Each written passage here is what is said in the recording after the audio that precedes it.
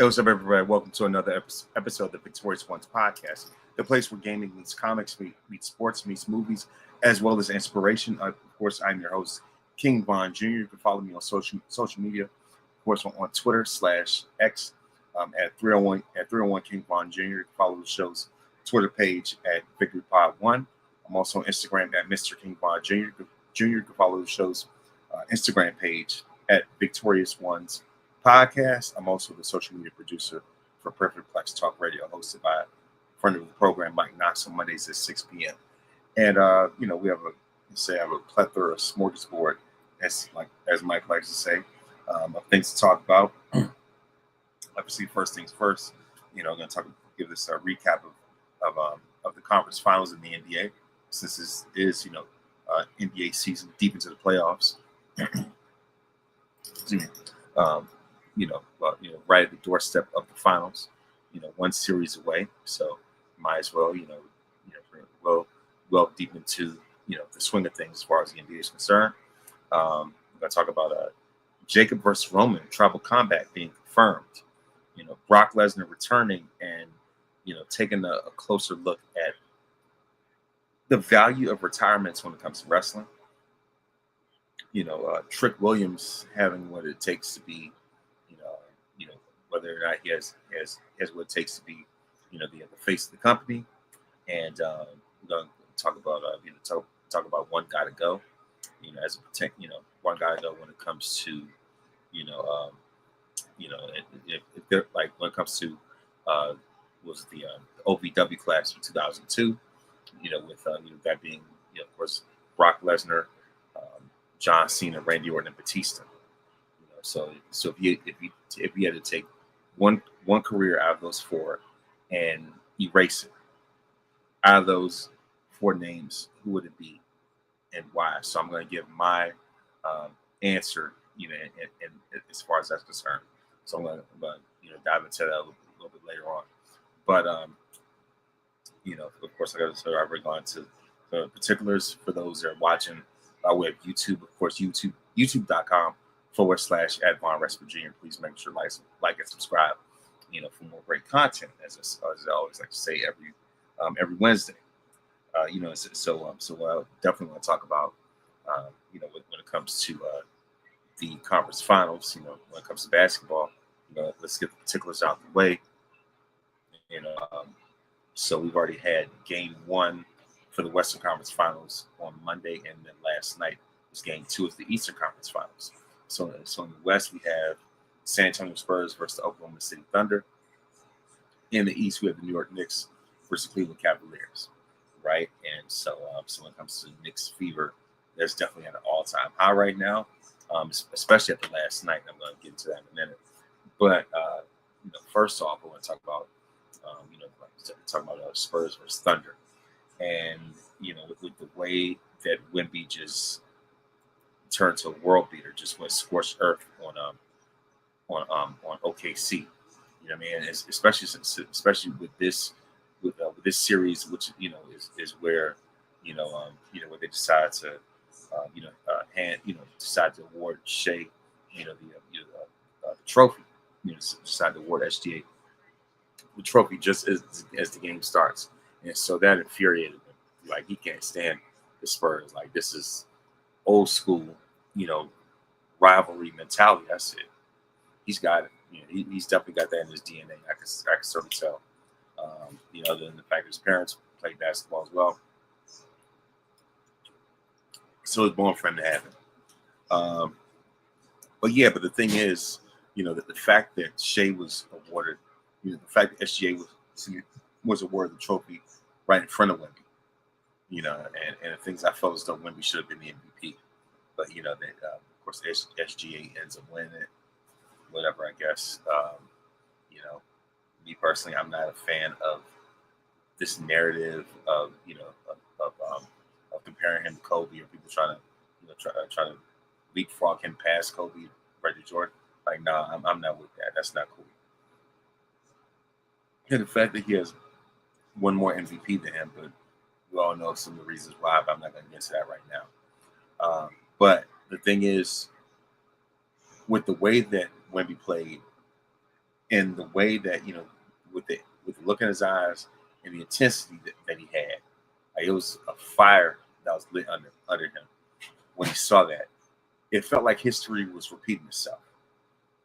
And what I mean by that is, it's funny that Wemby was trained by Hakeem Olajuwon, but at the same time he has to play for the Spurs. So I'm going to put all this together.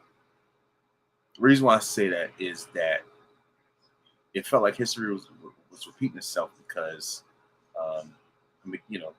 take our little journey through time, hopping the Marty McFly DeLorean when I share the story. So in the 1995 Western Conference Finals, which was before Wemby SGA were even born. But anyway, like I said, in the 1995 Western Conference Finals, for those that are watching, you know what I'm talking about.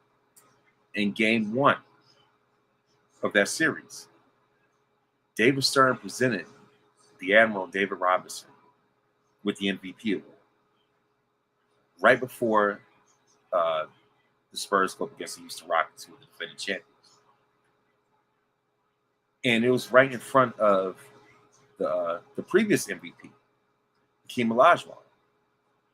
So for Hakeem to see the Admiral be awarded that trophy right before the game starts, that set him off. Immediately, that set him off. And so he took that anger out and unleashed it, and had Robinson, pretty much spin on his head like a breakdancer. Not just in that game, but just the series in and of itself. That set him off, and that set the tone for the rest of that series. And that led to a legendary performance by Hakeem. And, of course, the Rockets will go on to win the Western Conference Finals, and eventually they'll go to the finals and sweep the Orlando Magic, to be back-to-back champions. So that set him off. And the thing is, what I saw on Monday, with what Wemby did to SGA and the Thunder, history repeated itself. So in this case, even though Wemby was with San Antonio, he was in Olajuwon's place. SGA was in the position of the Admiral, in the sense, he was the guy who was awarded the MVP, but ends up getting humiliated right after, right?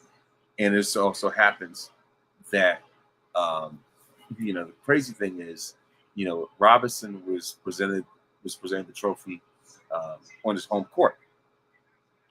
SGA was presented with the trophy on his home court. So history repeated itself.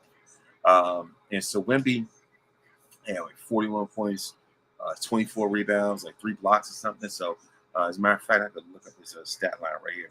I mean, I was the one who shared it. So 41 points, 24 rebounds, 3 blocks, 12 of 13 from the free throw line. He's probably the best free throw shooting big man, big man or center, whatever I've ever seen. 12 of 13. 14 of 25 from the floor. Okay. 1 of 2 from 3-pointers, of course, with 49 minutes. And of course, this is a double overtime game against OKC Thunder. And he turned Chet Holmgren into barbecue chicken. As Shaq likes to say, as Shaq likes to say, barbecue chicken alert. So that's what it was. He turned Chet Holmgren into barbecue chicken. And it reminded me of, and matter of fact, there was even a meme that somebody did with an AI that did Photoshop, replaced Chet Holmgren's face with McLovin from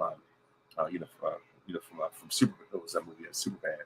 I was like, that's pretty much what he was.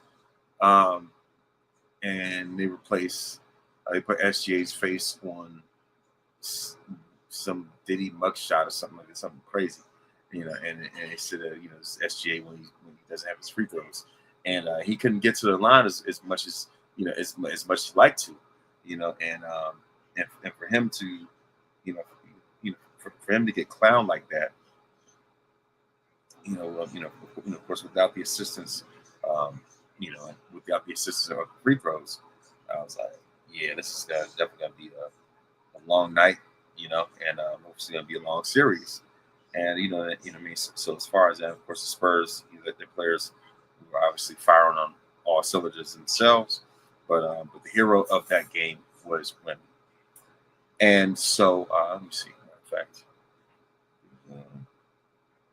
so like I said, I'm going to get to go through this first, and I'm going to get into the particulars as we all know when it comes to the WWE stuff. What happened later. But yeah, like I say, of course, this sports stuff first. You know what I mean?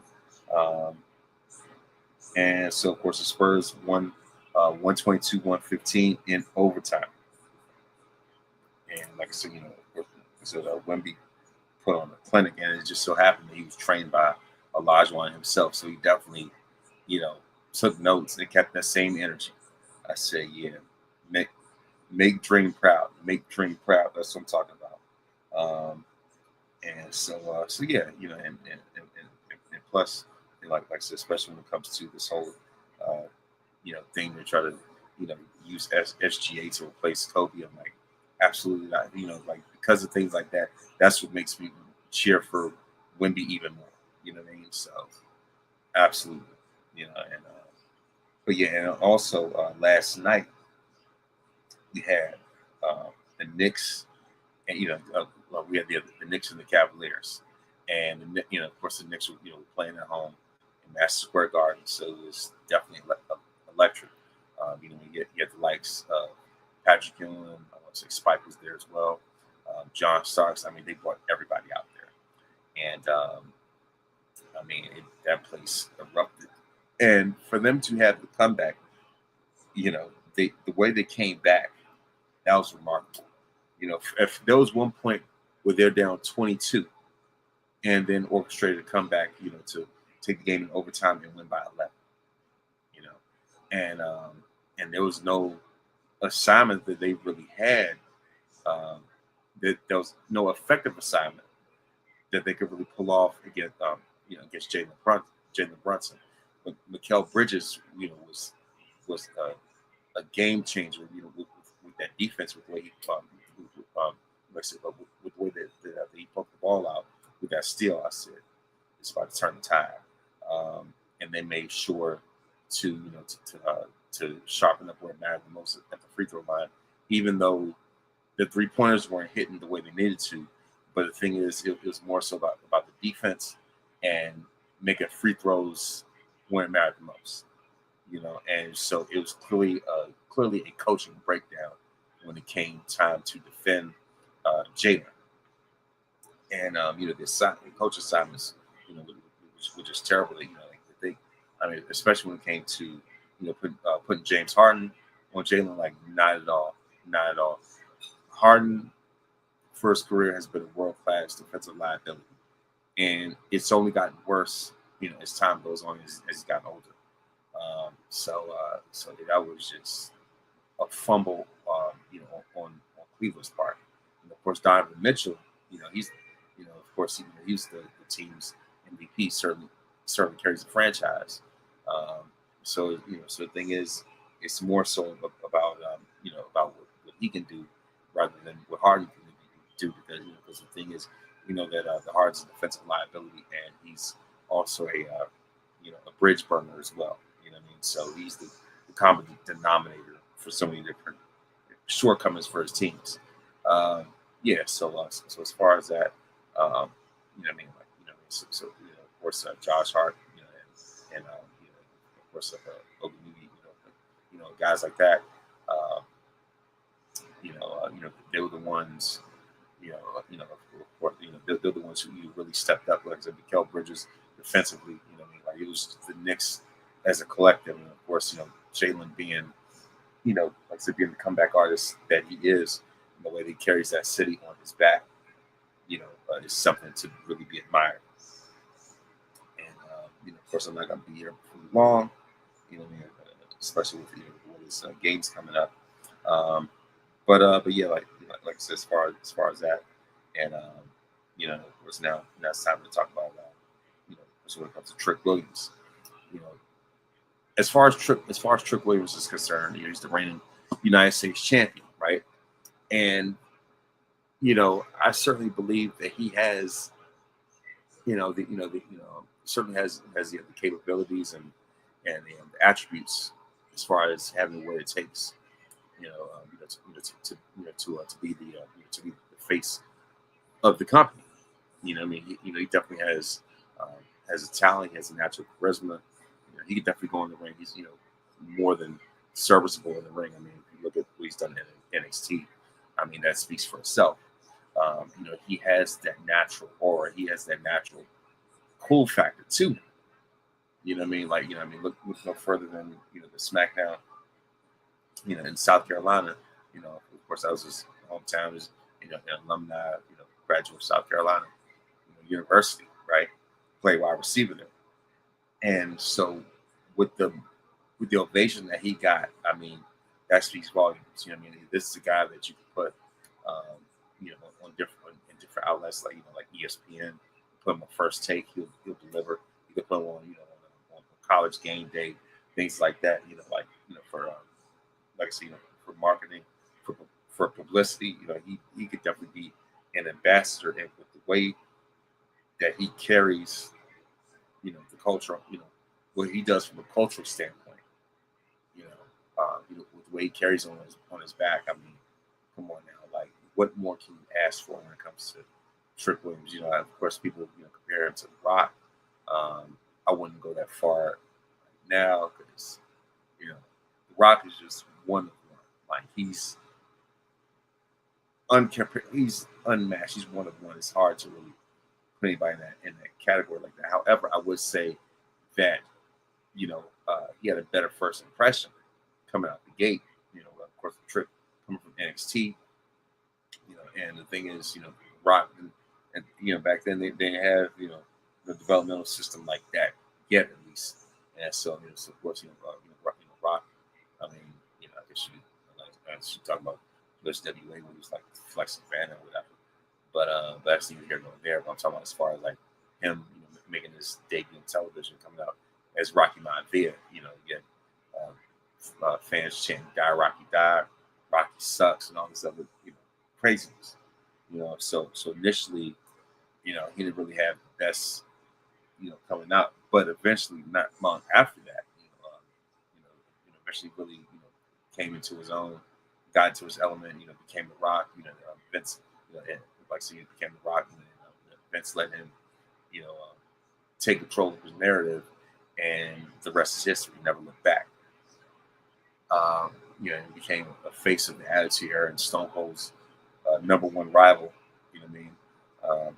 And so of course, within that initial run from about 96, 97 up until like 2003, The Rock became a 9-time champion, came back, won one more title, became total 10-time champion, right?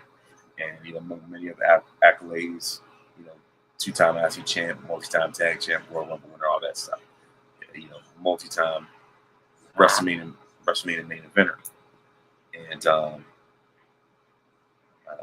be like I say, of course, multi-time WrestleMania main eventer, and so as far as that, I mean, the record speaks for itself, right? It remains to be seen, what we'll see out of Trick, but at the same time, I definitely like the prospect of him, of what he brings to the table. You know what I mean? And he definitely has elements of Booker T. As a matter of fact, you can tell Booker's just, ultimate influence. I mean, because he gets so much from him anyway when it comes to, how he is in the ring, the way he carries himself. You know what I mean? Like, just the wisdom that Booker poured into him in NXT, and he's applied that and put it to the main roster, and look what we get now. So I think if the company really focuses in on his strengths and minimizes, whatever potential weaknesses he may have, or whatever the case may be, and not turn him into a stereotype, not turn him into a caricature. As long as they don't do that,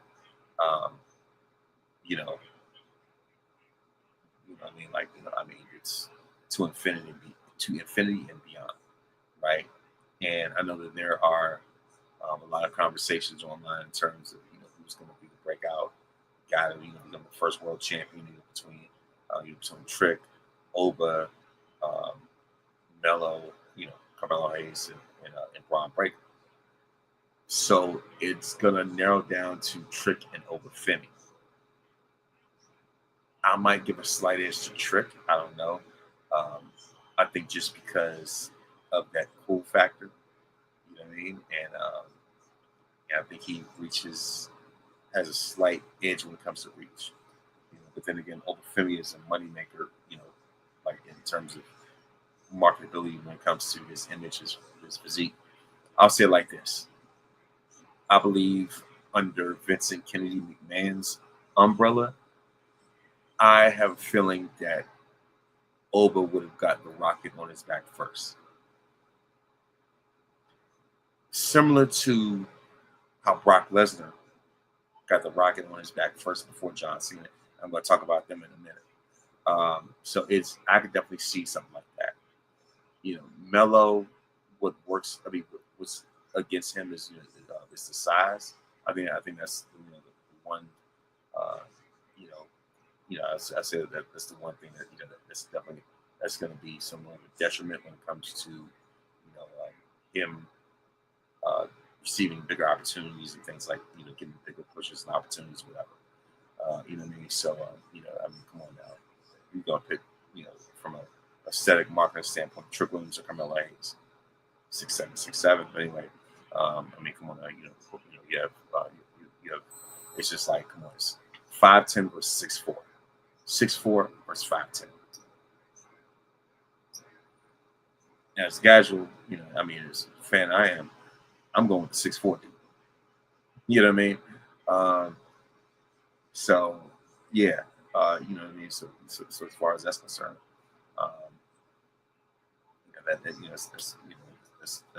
even I'm not 6'4", I'm 6'1", but but still, I kind of gravitate towards, like I said, gravitate towards someone, like Trick a little bit more, even though Melo has been heavily influenced by Shawn Michaels, but Sean was lightning in the bottle. Him and Bret Hart, those dudes were lightning in a bottle. You're not gonna get that very often like that to be at the forefront of the company like that. You know what I mean? So in the long run, I would have to go give an edge to Trick. You know what I mean? As far as that's concerned. You know what I mean? And so like I said, Obafemi's deeply in that conversation. You know what I mean? So as far as that's concerned, and excuse me, but yeah. Right. So yes, like I said, as far as that, I think if they really play their cards right, I could definitely see the Trick really being him. And so as far as that's, but the thing is also, I think Trick really needs to have better dance partners. I think because we've already gotten over the whole gingerbread man thing, RP to gingerbread man nickname, but the real gingerbread man, Sammy, I think gotten past that part. It's time to move on, and Melo's hasn't been really pushed to that forefront like that. I think they're going to hold off on that for right now. Orton, really should be Trick's next major dance partner, to elevate him like that. I mean, with as many encounters that they've had, they were in the Elimination Chamber together. You know what I mean? So I'm just like, let's really get this ball rolling. So yeah. So as far and also, of course on SmackDown. Let me go on SmackDown results. Give a little rundown, especially when it comes to the way this women's tag division, hasn't quite been up to snuff itself either. Especially when it comes to Paige and Brie Bella and all that type of stuff. I mean, like, come on now. But yeah, like I said, as far as SmackDown, The reason why I mentioned Trick was because he defeated The Miz by way of pinfall after hitting the trick shot. I think next dance partner really should be Orton. That's just we have Brie Bell and Paige defeating uh, Julian and Kiana James by way of pinfall after Paige hit a capture DDT. Uh, I'm like, I'm not really, I'm not really all that sold on, on Brie and Paige, being the tag champs. You could have kept the belts on Shania, as far as I'm concerned. But yeah, let's see.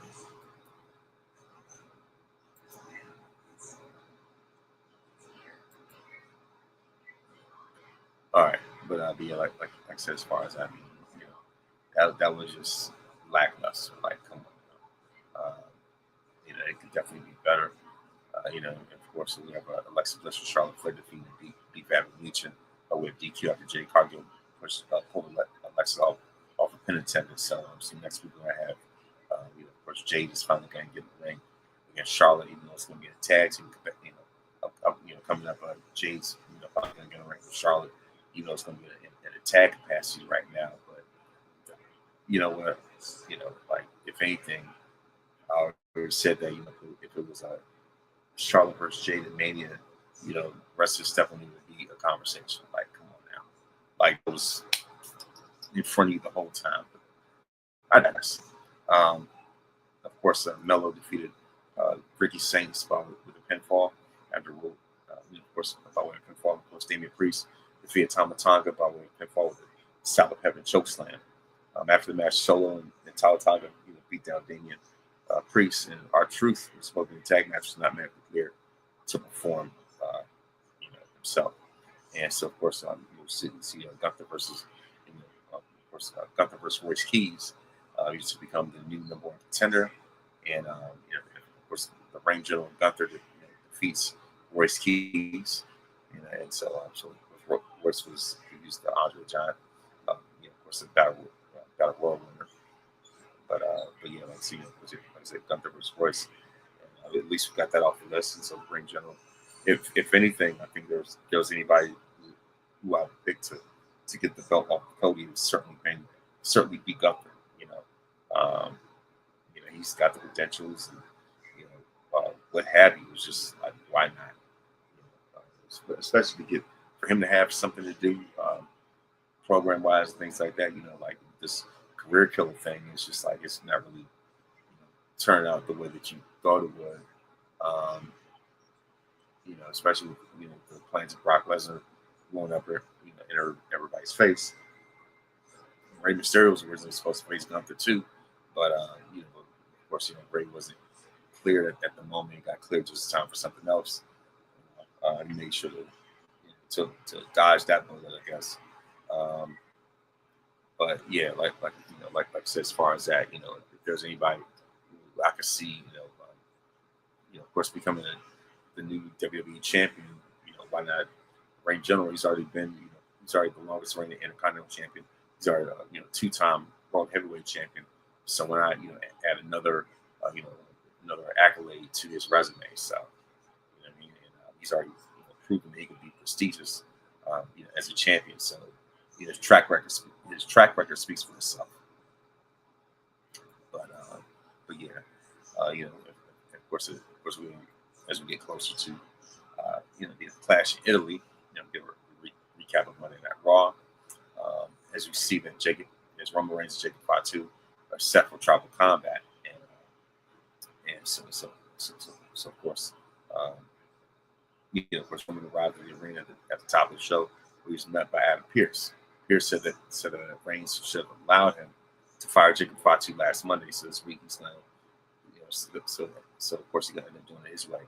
So Reigns ends up saying that he needed a few minutes with Fatu first, and he's going to call him out. So instead, Jacob beat Roman, to the punch, beat him as on game, and made his way to the ring.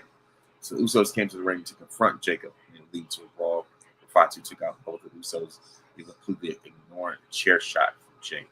I mean, Jacob's built different, like completely. Like it's unreal. Then Roman, finally made his way to the ring, which led to an even bigger brawl before the numbers took over and Fatu was tied to the ropes.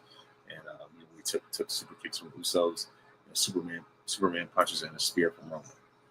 And then Reigns told Pierce he could do whatever he wanted, only for Fatu to call Roman and challenge him to tribal combat. And so when it comes to tribal combat, it's just like it's just like you have to answer. Otherwise, they would. Otherwise, you lose respect and stuff like that. You look down upon it if you didn't answer to it. It may seem a little too soon to go into that direction, but whatever. Despite Adam Pierce, despite Pierce trying to get him to turn it down, of course, Roman eventually accepted the challenge. And so of course, this is definitely a situation where it seems like the Roman's, based on his track record, he's likely to win again unless WWE wants to pull off a shock value title change, which I don't see them doing, especially this early. Like he just won the belt last month at WrestleMania, and so I can't see them, taking the belt off him that fast, especially after him, winning the Royal Rumble, going through and having that epic match with CM Punk, only for him to drop the title within a month. The same guy who had the belt for 1,316 days. How does it look for him to drop the belt in a month? And of course you got the IWC, who would love nothing more than to see that happen. Because many of them who just despise Roman's mere existence.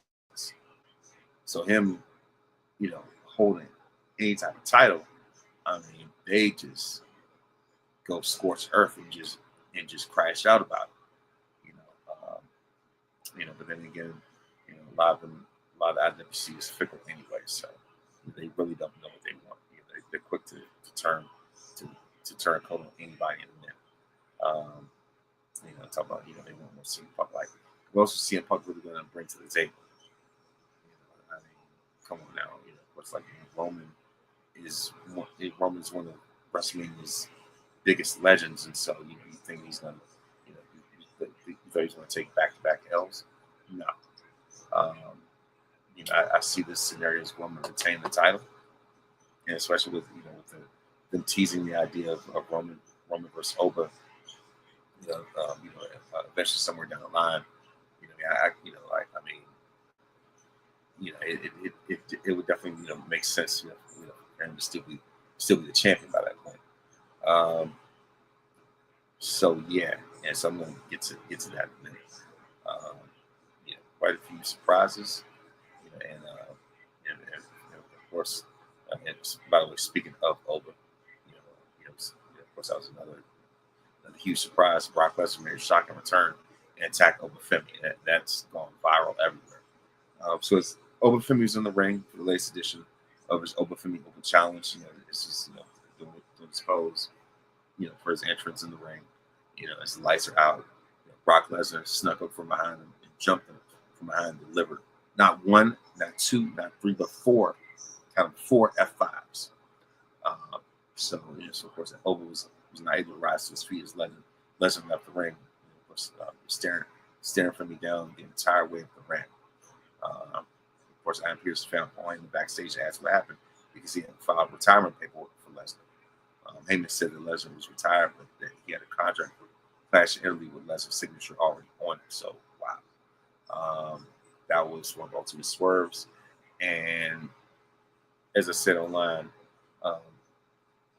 this unretirement could be on an episode of Unreal.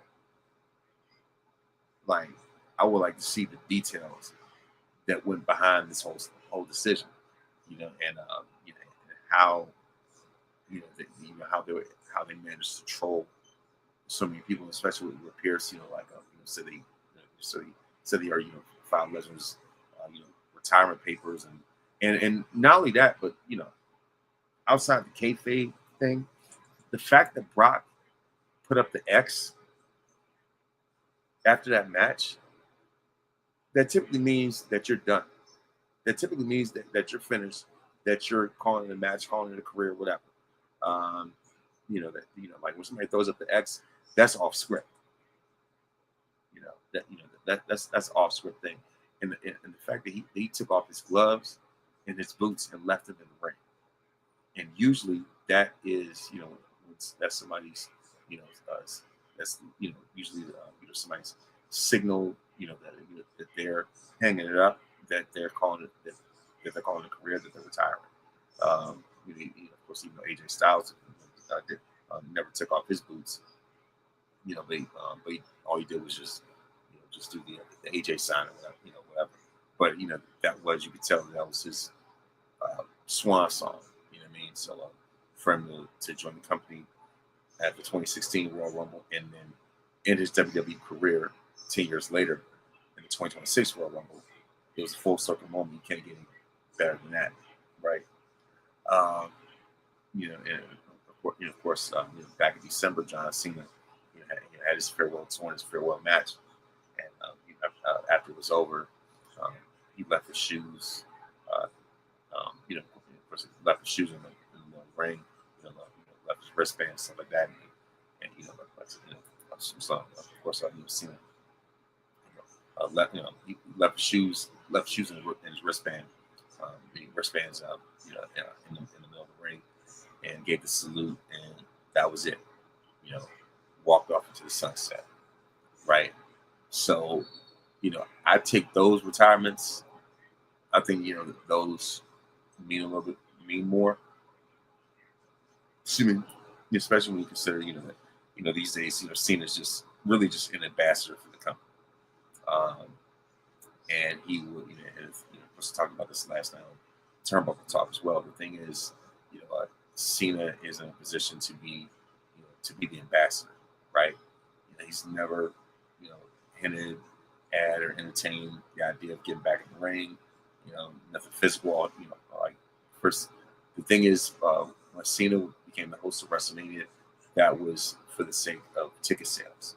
That was for the sake of trying to do his best to save Mania.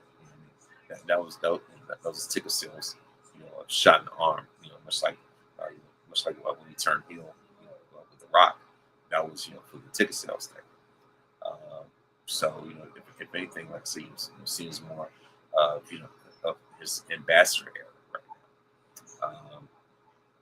So like his retirement seems like it's pretty set in stone. Undertaker, his body's broken down too much. His body's giving out. On him too much. To have another match. So especially that cinematic match with AJ. Like I said, at this point, his body's been worn down and it's giving out on him too much to even do that anymore. Triple H obviously he's got that pacemaker, so you definitely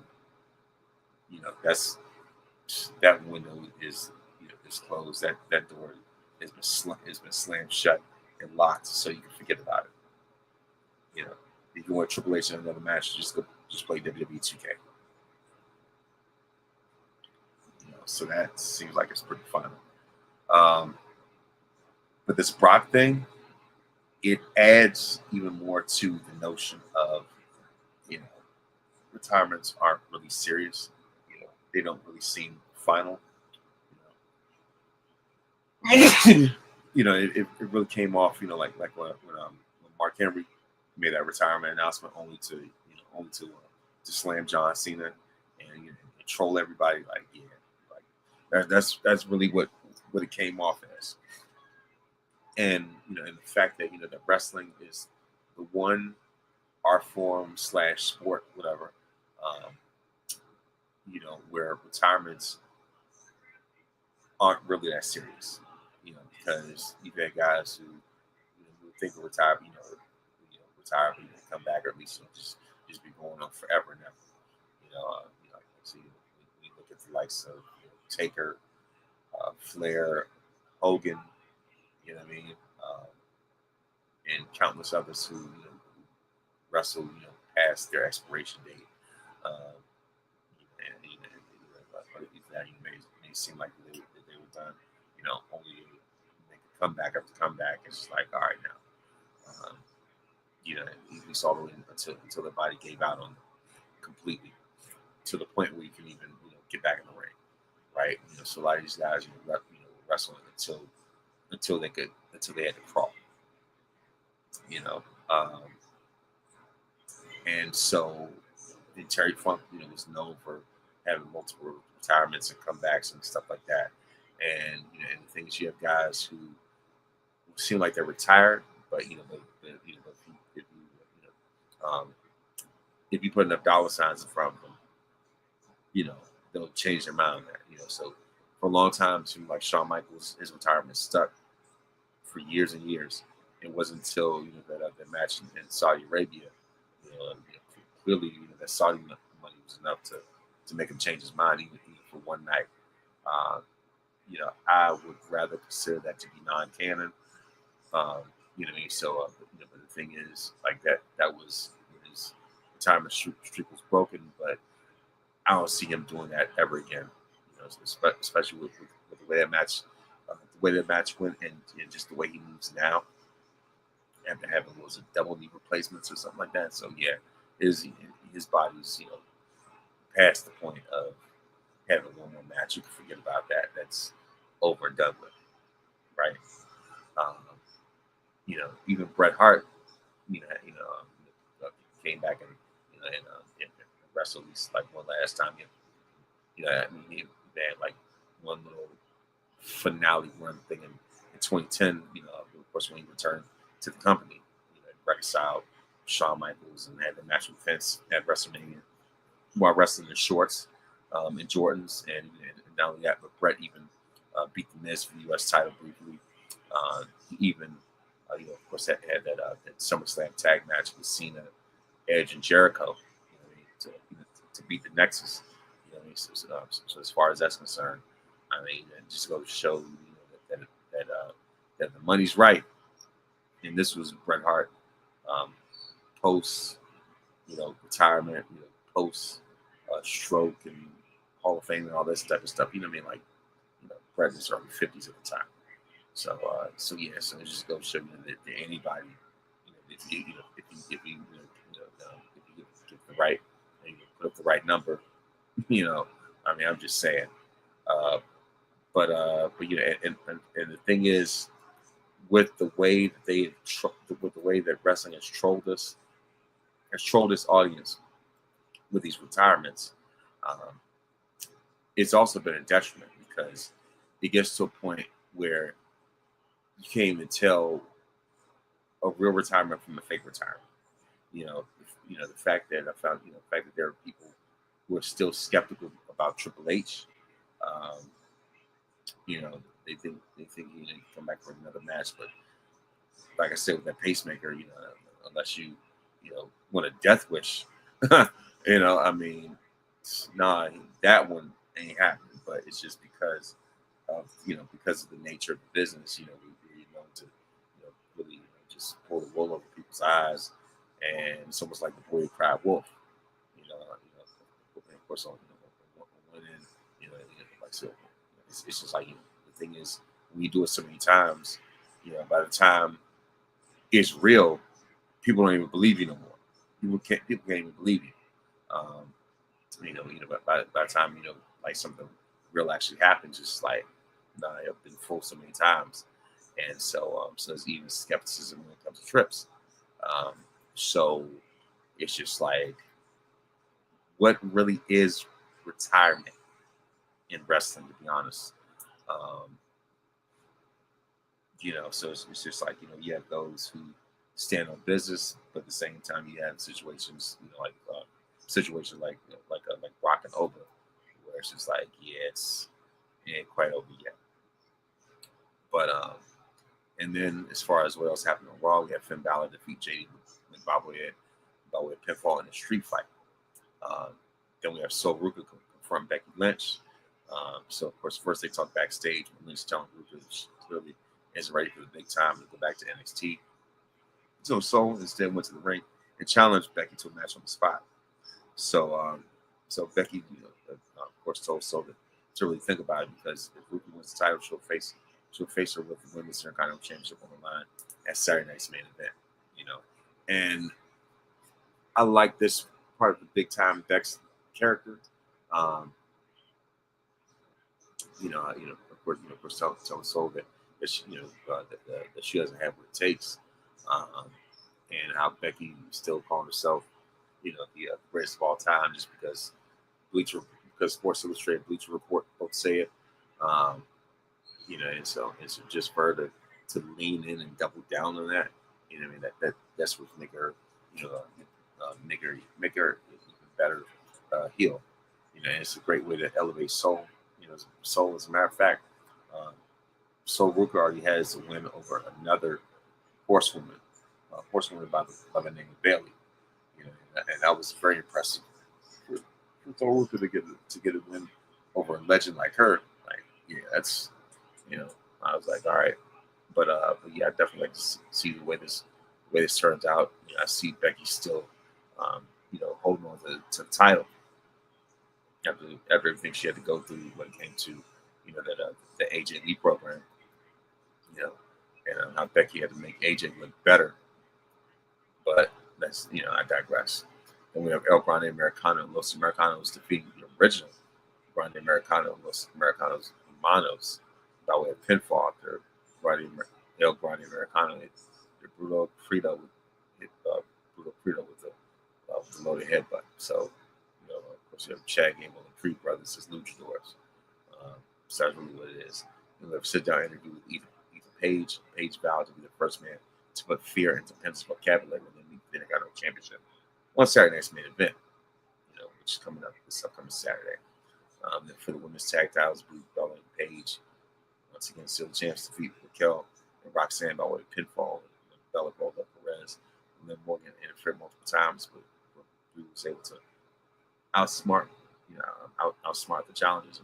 Liv attacked after the match, Lyra Valkyria, and Bailey ran the fight off Raquel, and Raquel, Roxanne, and Liv, and of course, shout out to Liv Morgan. How she made that Raquel interview even funnier.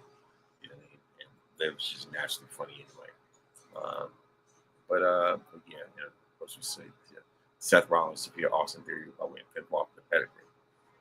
Then, of course, Seth laid out an open challenge to the division, and see was hoping that Braun Breaker would prove wins by accepting the challenge. Instead, Paul Heyman convinced Breaker to let Theory take the match so he could attack Seth. And of course, exactly what happened with Breaker now taking out Seth Rollins' boss of the Street Profits. And of course, as far as that's concerned, and so yeah, it's pretty much really what it is. And also another thing I want to talk about. You know what? It's my time to go to Saturday night's main event predictions, by the way.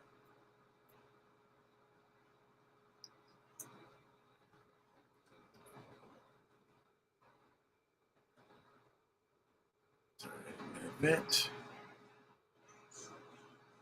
So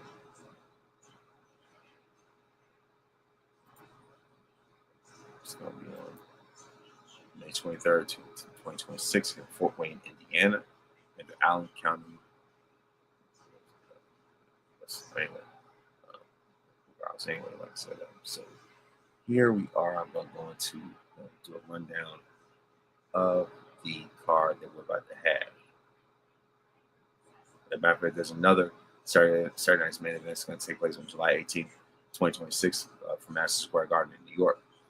And that's the same time as the Fanatics Fest, same day as Fanatics Fest. So for Saturday's main event, we have Penta versus Ethan Page for the Intercontinental Championship. I have Penta retaining, but then again, Ethan Page, wouldn't be much of a surprise either. So I wouldn't be mad at that. Then we have a division, Logan Paul, Austin Theory versus Street Profits, defending the titles against the Street Profits. After Street Profits winning back the titles. I mean, with this comeback and this momentum that they have, why not? Might as well. We have Rhea Ripley, Charlotte Flair, and Alexa Bliss versus Jade Cargill, Meech, and B-Fab. Like I said, Charlotte and Jade are finally going to face off in the ring, even though it's a 6-woman tag match. So I kind of want to say Jade, Nietzsche, and B Fab, but Rhea, Charlotte, and Alexa have too much momentum on their side. Now, if it was, the big three, then we could talk, But of course, but because Jade's two of Jade's biggest hitters, are sidelined right now as they're adding new additions to their family. So congratulations to both Naomi and Bianca. But yeah, with that being said, I'm gonna go with Rhea, Charlotte, and Alexa on this one. It's gonna be a tough one. Then we have Becky Lynch versus Sol Ruka. I have Becky Lynch, of course, winning that match. Then we have Paige and Brie Bella versus the Irresistible Forces for the WWE Women's Tag Titles.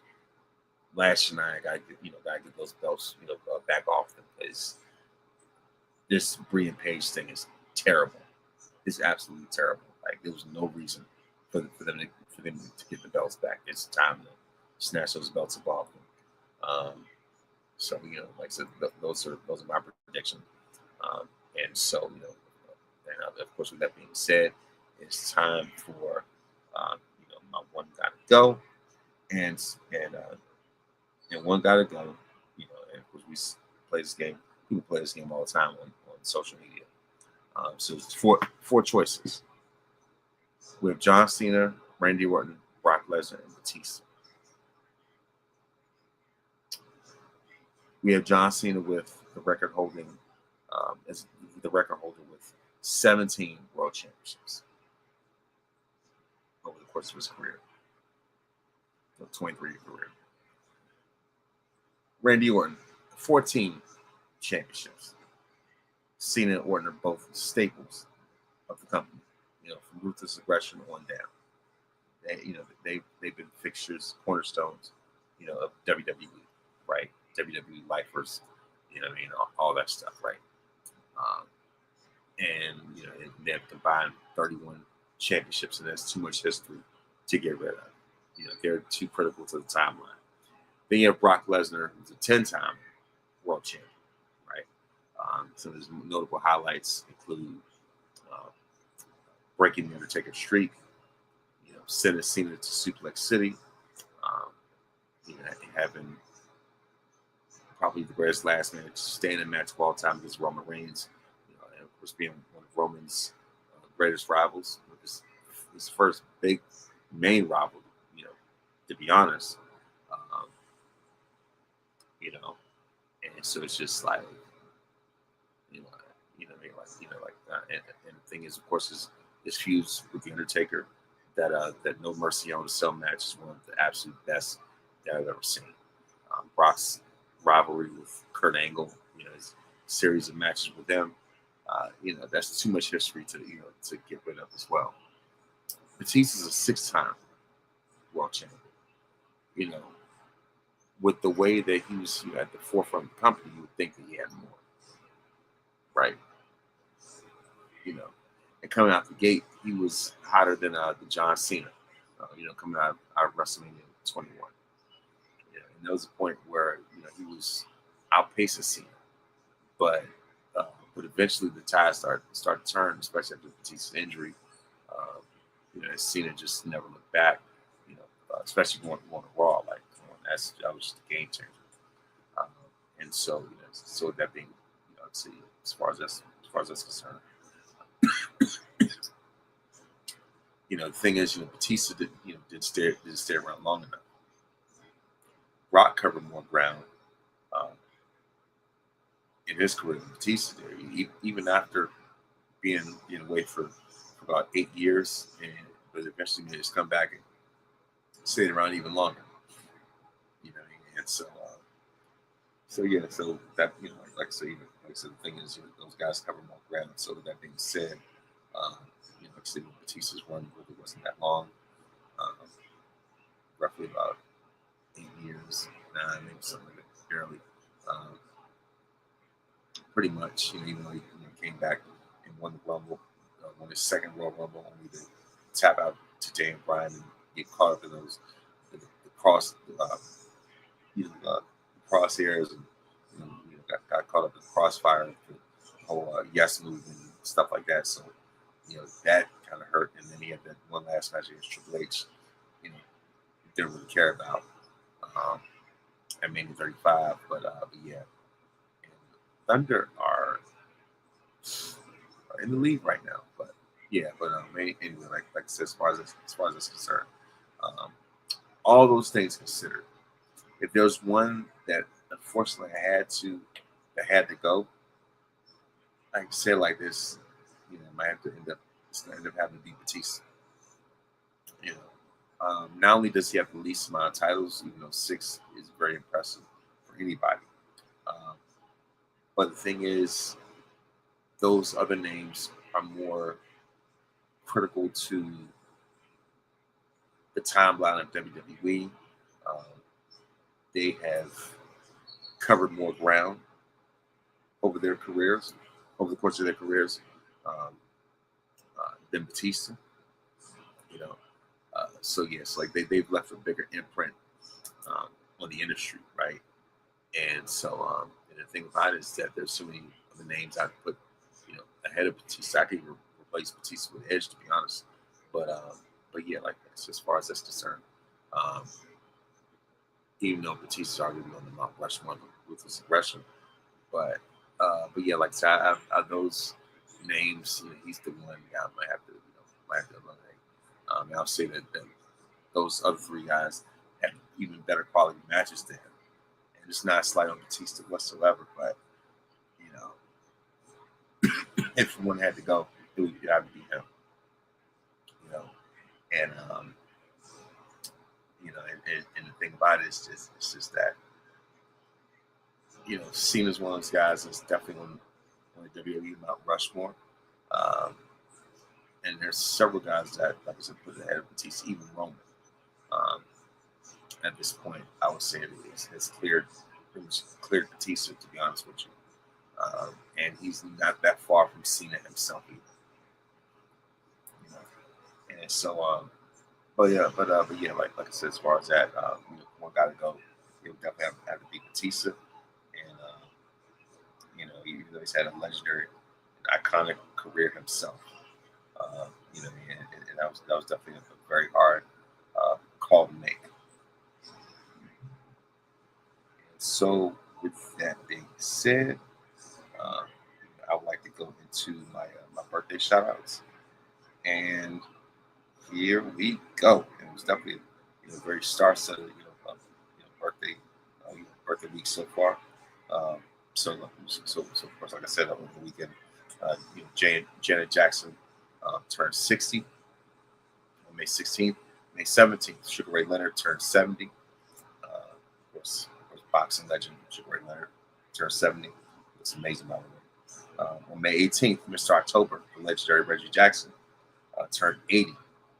Impressive. That was on May 18th. And then, of course, on May 19th, Malcolm X would turn 101. Andre the Giant would turn 80. Kevin Garnett turns 50. Grace Jones turns 78. On May 20th, Busta Rhymes turns 54. Of course, on May 21st, Notorious B.I.G. will turn 54 as well. Mr. T turns 74. Of course, Ronald Isley turns 85. Hard to believe, right? May 22nd, Daniel Bryan turns 45, and Brian Pillman would turn 64, and Bray Wyatt would turn 39. Rest in peace to both of them. Rest in peace to B.I.G. as well. And so, before I go, I would like to give a word of wisdom. Is that feelings are real, but they're not always reliable. Faith calls you to trust what God says over what you feel. Never be dictated by your feelings because they come and go. Faith is what sustains you. That is my word of wisdom. And always remember that you're victorious because greater is He that's in you than he that's in the world. When you put God in first place, you don't have to worry about being in last place. Please make sure to listen to this podcast on iTunes or Apple Podcasts. That is, of course, Spotify, of course, Google, of course, Spotify, Google Podcasts, or anyone that you don't download podcasts. And of course, you can also watch my way on YouTube, youtube.com/@VonRexford Jr. Please make sure to like, subscribe for more great content. And once again, thank you very much for listening, and thank you very much for watching. And may this day be the absolute very best day of your